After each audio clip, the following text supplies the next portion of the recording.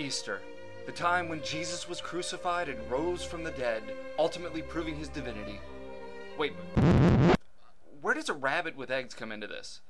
Well, not to step on anyone's toes, but the rabbit and the eggs were first. Nearly every ancient civilization celebrated the vernal equinox, which marked the beginning of spring.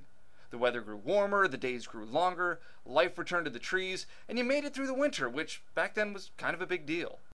The Romans, Gauls, Druids, Egyptians, and even Chinese would hold celebrations and rituals filled with symbols of life and fertility.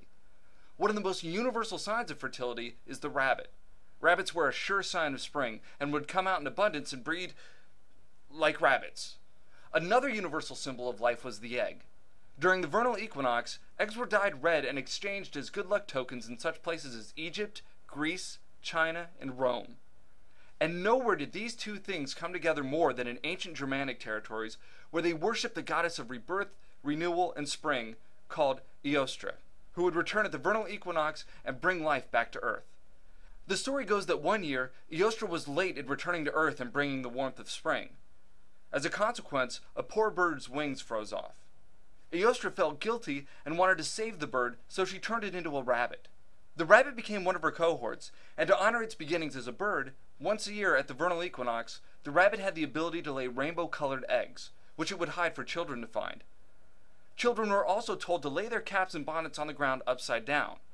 The rabbit would make a nest in the hat and leave the eggs there, and this would later become the modern-day Easter basket. Christianity would hold its celebration of her birth around the same time, and as it grew, the traditions of Eostre would become a part of it. In fact, Eostre is where we get the name Easter.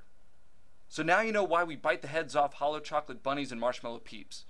And if anybody wants to trade me some Reese's peanut butter eggs, I got some Cadbury eggs that I'm not really fond of. But man, I am jonesing for some peanut butter eggs. I swear those things are like crack.